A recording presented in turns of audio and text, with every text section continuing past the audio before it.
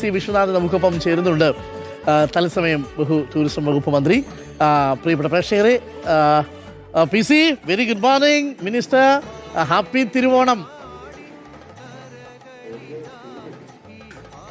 Happy Thiruvonam Arun, doctor Arun. ഇത്രയും മനോഹരമായിട്ട് P C പാടുമായിരുന്നു എന്നുള്ളത് ഞാൻ ഇപ്പോഴാണ് അറിയുന്നത്. ഞാൻ അകലിൽ നിന്ന് കണ്ടിട്ടുണ്ട്, ക്യാമ്പയിനുകളിൽ പാടുന്നത് കണ്ടിട്ടുണ്ട്, KSU കാലത്ത് പാടുന്നത് കേട്ടിട്ടുണ്ട്. പക്ഷേ ഇപ്പോൾ എൻ്റെ കൂടെ നിൽക്കുന്ന ദേവദൂതർ എന്ന് പറയുന്ന മ്യൂസിക് പ്രൊഫഷണൽ ഗ്രൂപ്പുകാരുണ്ട്, പാട്ടുകാർ. അവരാണ് പറഞ്ഞത് ഇത് മിനിസ്റ്ററാണോ പാടിയത് എന്നാണ് ചോദിച്ചത്. എങ്ങനെയുണ്ട്? അതിൻ്റെ പ്രൊഫഷണൽ സിംഗേഴ്സ് തന്നെ സംബന്ധിച്ചു പി സിയുടെ പാട്ട്. ആഹാ, താങ്ക് യു വെരി മച്ച്. ഇത്രയും ശ്രദ്ധിക്കപ്പെടുമെന്നോ ഭംഗിയാവുമെന്നോ പാട്ടിന് വേണ്ടിയിട്ട് വന്നപ്പോൾ എൻ്റെ സുഹൃത്തുക്കളാണ് എന്നെ സമീപിച്ചത്. എനിക്കും പ്രതീക്ഷ ഉണ്ടായിരുന്നില്ല. പക്ഷേ എന്തായാലും പാട്ട് ശ്രദ്ധിക്കപ്പെട്ടു. ഓണമാണ്, ടൂറിസവും സാംസ്കാരിക വകുപ്പും ഒക്കെ ഓണാഘോഷത്തിൻ്റെ ചുമതലക്കാരാണ്. അപ്പോൾ ആ സമയത്തൊരു നല്ല പാട്ടിൻ്റെ ഭാഗമാകാൻ കഴിഞ്ഞതിൽ എനിക്കും അതിയായ സന്തോഷമുണ്ട്. മിനിസ്റ്റർ മാത്രമല്ല, നല്ല ഫീലുണ്ടായിരുന്നു അല്ലേ? ബാക്കിയുള്ള കാര്യമല്ല, നല്ല ഫീലുണ്ടായിരുന്നു. മാത്രമല്ല വിഷ്വലൈസേഷനും ഒക്കെ ഗംഭീരമായിരുന്നു. അപ്പോൾ നന്നായിട്ടുണ്ട്. അത് ആദ്യമേ തന്നെ അതിന് അഭിനന്ദനങ്ങൾ അറിയിക്കുന്നു. രണ്ടാമത് നമുക്ക് ആദ്യം മിനിസ്റ്റർക്ക് ഒരു സമ്മാനം കൊടുത്തണം. മിനിസ്റ്റർ എന്തായാലും ഒരു പാട്ട് പാടും ലൈവായിട്ട്. അതിനു മുമ്പ് മിനിസ്റ്റർക്ക് വേണ്ടിയിട്ടൊരു പാട്ട് പാടി വരല്ലോ. മിനിസ്റ്റർ പൊതുവെ ലാൽ ഫാനാണോ അതോ മമ്മൂട്ടി ഫാനാണോ? എനിക്ക് മമ്മൂക്കയും ലാലേട്ടനെ ഒരുപോലെ ഇഷ്ടമാണ്. അത് ഞാനൊരു ഡിപ്ലോമസി വെച്ച് പറയുന്നതല്ല. എനിക്ക് മമ്മൂക്കായെ ഇഷ്ടമാണ്, ലാലേട്ടനെ ഇഷ്ടമാണ്, ഒരേപോലെ ഇഷ്ടമാണ്. പി സി എന്ന് പറഞ്ഞാലേ ഡിപ്ലോമസി ആണല്ലോ. അതുകൊണ്ട് അവരുടെ മമ്മൂക്കയുടെയും ലാലേട്ടന്റെയും പാട്ടായാലും കുഴപ്പമില്ല, ഏതായാലും കുഴപ്പമില്ല. ഈ കിരീട സിനിമ കണ്ടിട്ടേ അന്ന് ഓർമ്മിക്കുന്നുണ്ടോ പി സി വിശ്വനാഥ്? അന്ന് നമ്മൾ എനിക്കൊന്ന് സ്കൂളിൽ പഠിക്കുന്ന സമയമാണ്, കോളേജിൽ പോലും നമ്മൾ എത്തിയിട്ടില്ല, സ്കൂളിലായിരിക്കണം ഒരുപക്ഷെ നമ്മൾ കിരീടം റിലീസ് ചെയ്യുന്ന സമയത്ത് അല്ലേ? ആ സമയത്ത് തിയേറ്ററിൽ ഇറങ്ങിയ കിരീടം റിലീസായത് ഏത് വർഷമാണ്? കിരീടം കുറേ വർഷം 94, 89 മറ്റോ ആണ്. എന്തായാലും നമ്മൾ സ്കൂളിലായിരിക്കും, എനിക്ക് ഉറപ്പാണ്. അന്ന് സ്കൂളിലാ. അപ്പൊ അന്ന് സ്കൂളിൽ പോയി ഈ കിരീട സിനിമ കണ്ടിട്ട് കരഞ്ഞായിരുന്നോ പി സി? അല്ല, കിരീടം കണ്ടിട്ടൊരു വിഷമം വന്നിട്ടുണ്ട്. കാരണം അദ്ദേഹം ഒരു പോലീസുകാരനാകും, SI ആകും എന്നൊക്കെ വിചാരിച്ചൊരു മനുഷ്യൻ്റെ ജീവിതത്തിൽ അപ്രതീക്ഷിതമായ ഒരു ട്വിസ്റ്റ് ഉണ്ടാവുകയും എല്ലാം തകർന്ന് ജീവിതത്തിലെല്ലാം നഷ്ടപ്പെട്ടു പോകുന്ന ഒരവസ്ഥ. ലോഹിതദാസിന്റെ ഗംഭീര സ്ക്രിപ്റ്റ് ആണല്ലോ, കണ്ണ് നനയും ഉറപ്പാണ്. ദേവദൂതർ മിനിസ്റ്റർക്ക് വേണ്ടി തരാൻ പോകുന്നത് അങ്ങനൊരു പാട്ടാണ്. കിരീടത്തിന്റെ റിലീസുമായി ബന്ധപ്പെട്ട് ഇവരൊരുക്കിയിരിക്കുന്ന ഒരു ഗിഫ്റ്റ് ഉണ്ട്. അതാണ് മിനിസ്റ്റർക്ക് സമ്മാനമായിട്ട് തരാൻ പോകുന്നത്. ഇപ്പോൾ കേരളത്തിൽ 100 ദിവസം പൂർത്തിയാക്കിയിരിക്കുകയാണ് മിനിസ്റ്ററുടെ നേതൃത്വത്തിലുള്ള, മിനിസ്റ്റർ കൂടി പങ്കാളിയായിട്ടുള്ള സർക്കാർ.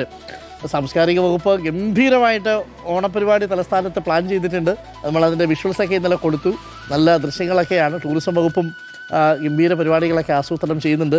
എങ്ങനെയാണ് മിനിസ്റ്റർ ആയതിനു ശേഷമുള്ള ആദ്യത്തെ ഓണം ഫീൽ ചെയ്യുന്നത്?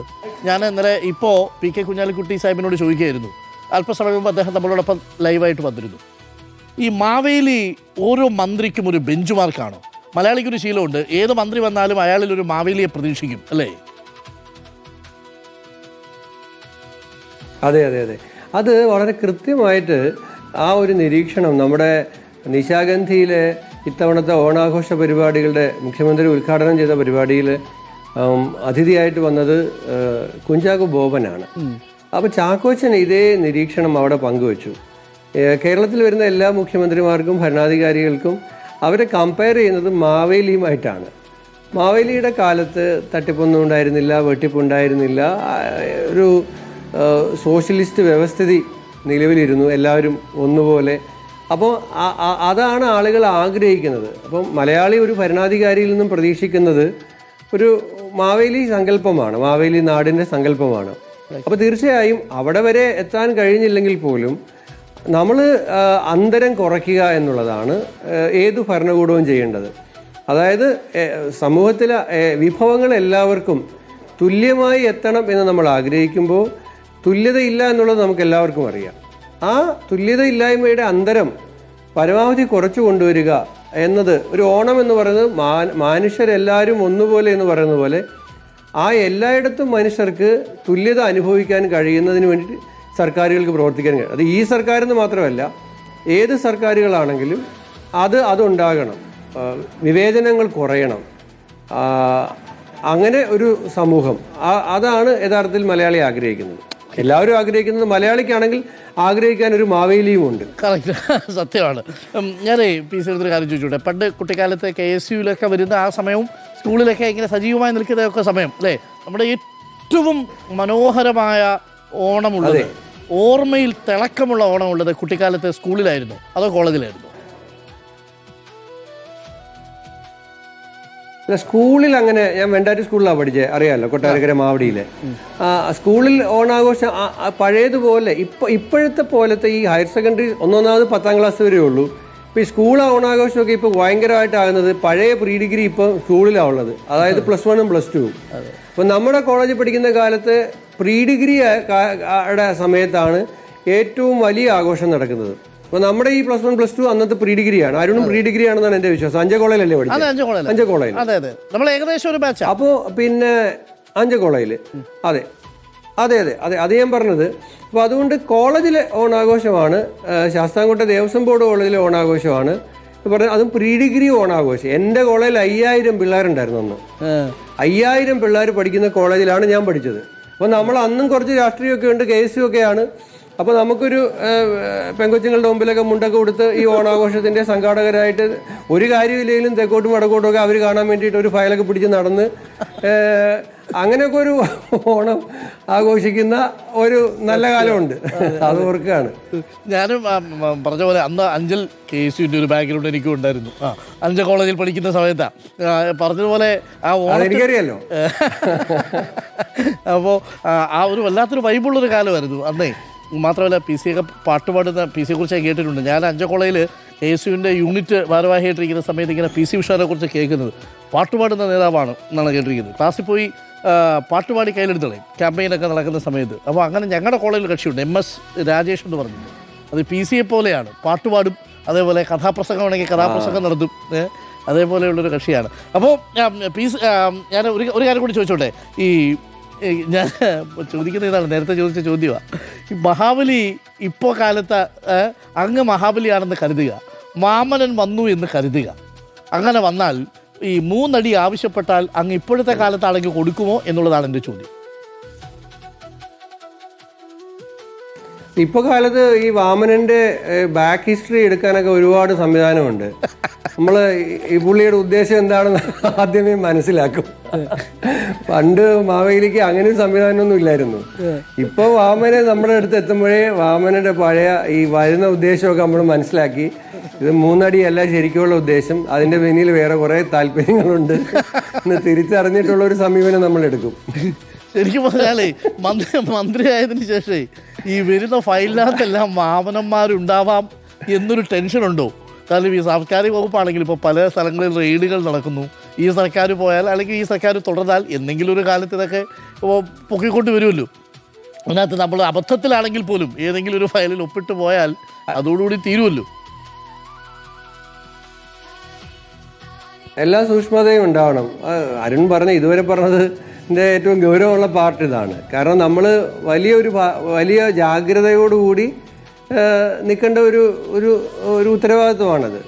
നമ്മുടെ മുന്നിൽ വരുന്ന ഫയല് പൂർണ്ണമായും മനസ്സിലാക്കി അതിൻ്റെ പിന്നിലുള്ള ആ ഫയൽ ഒറിജിനേറ്റ് ചെയ്ത സമയം മുതലുള്ള കാര്യങ്ങൾ അതിന് മനസ്സിലാക്കിയിട്ട് നമുക്കതിൽ നമ്മുടെ ഒരു സൈൻ പോകുന്നതിന് മുമ്പ് നമുക്ക് തീരുമാനമെടുക്കാൻ പറ്റത്തുള്ളൂ. അപ്പോൾ അത്രയും ഒരു ഉത്തരവാദിത്വമുണ്ട്, അത്രയും ഒരു ജാഗ്രത വേണം.